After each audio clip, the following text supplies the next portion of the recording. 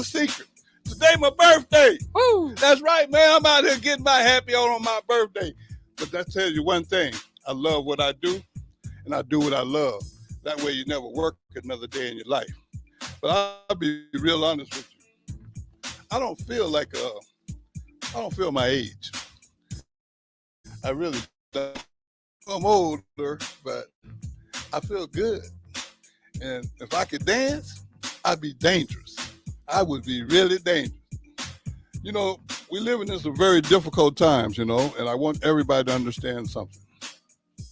Every day you blessed to see, when I say it's just another day in paradise, that's exactly the way I feel. I'm not saying that there's not problems, but there's just things that I can't control. So how I choose to deal with things is very important. And it's a day-to-day choice that I have to make. I mean, staying positive is very, very difficult. Let me make that clear. I think sometimes people take that for granted, but it's really not that easy. I just work at it so hard that I make it look easy. But I got to be real honest with you. When I look back over the years and I think about all the things I've been through, or not necessarily all of them, just a lot of them, especially when it comes to the bad choices that I made. Man, those consequences that I had to deal with, they led me to some very dark places. And when I say dark places, I'm talking about institutions like treatment centers, county jails, prisons. Once you survive those type of settings for an extended amount of time, it makes you appreciate the simpler things in life. And I think that's a big part of where I am today.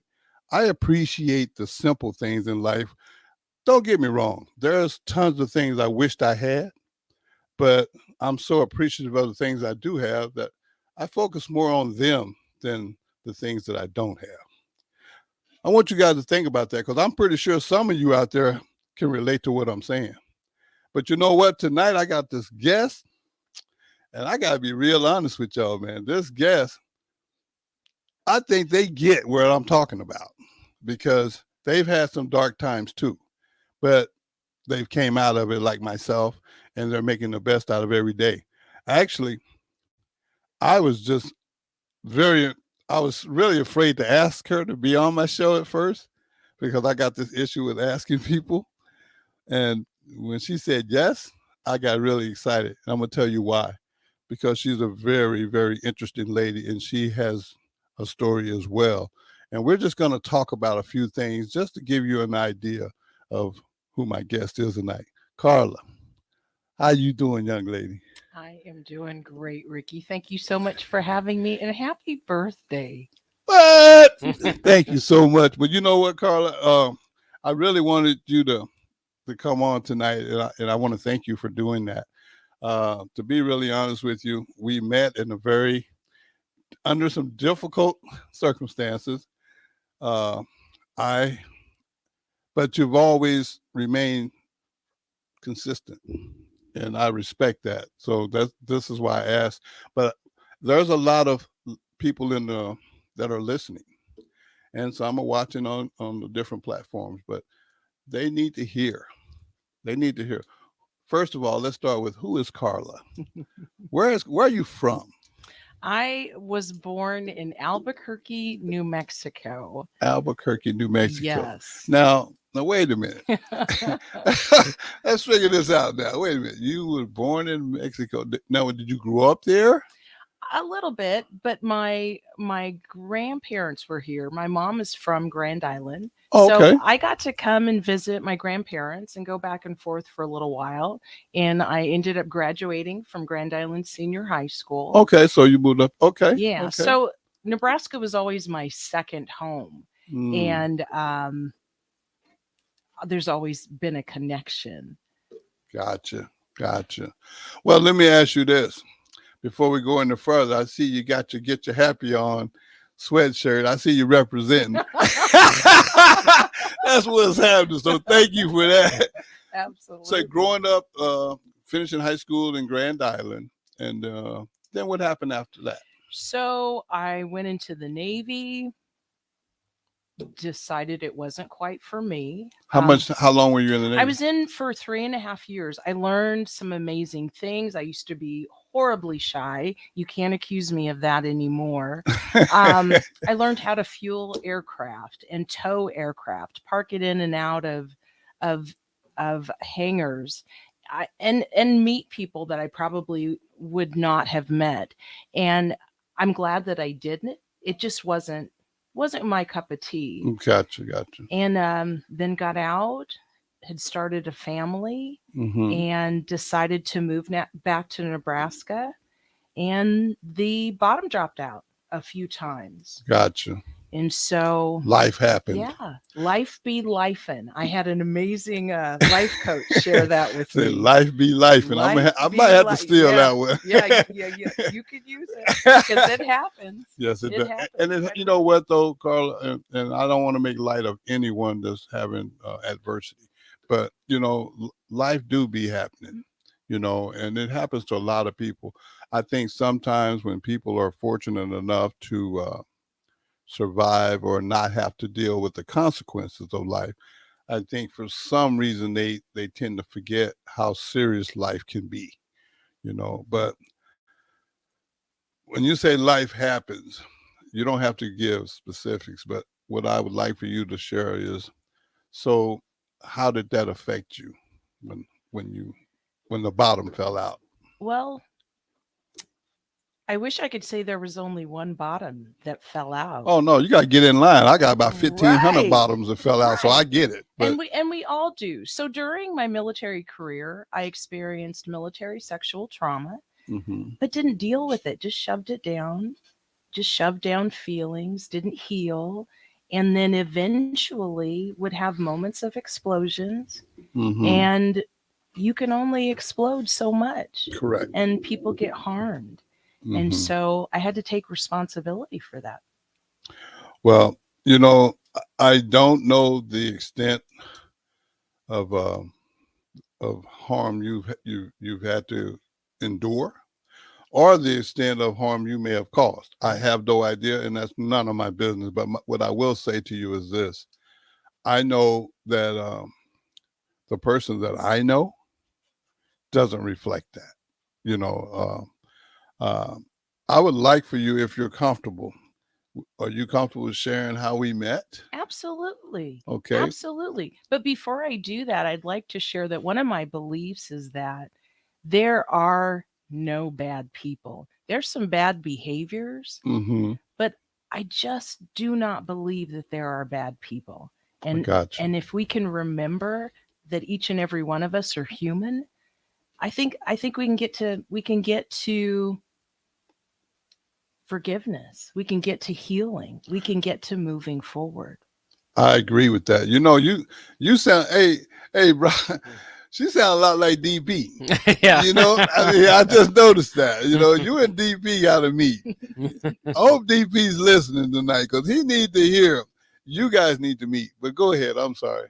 So I was serving a 15 to 20 year prison sentence in Wow. York, Nebraska, and had the opportunity to listen to Coach Tom Osborne. He came and spoke, and I almost didn't go because I'm not really a sports person. I hate to say that out loud, but let's That's just be okay. honest. Yeah, I love it.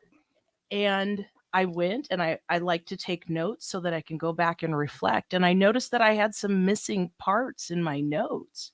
So I wrote Coach Osborne, thanked him for coming to speak to us at the prison. And then he kept mentioning somebody's name. And I thought, well, I don't think he'd be mentioning this person's name if there wasn't some importance. Turned out that that person was you. What? And so he shared your contact information with me, and I was a bit of a challenge during my incarceration. I spoke up quite a bit, found my voice, and decided to use it.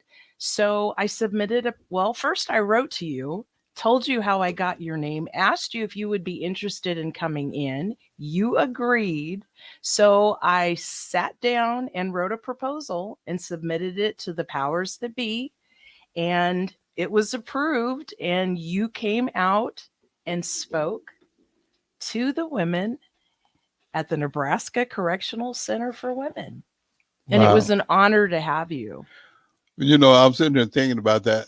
If I remember correctly, that was, gosh, was like 2015? I should know that. My memory does not allow me to know that without having something written in Yeah, I front of think me. it's around 2015. Yeah, I'm guessing I now. think you're right. And I think you're right. and to be honest with you, that was the first time I had agreed to ever go into a female facility to speak. I had spoke at all the men prisons around Nebraska, but I was a little reluctant about going into a women's prison. But when you reach out to me, the first thing that it made me think of was, now that took some courage.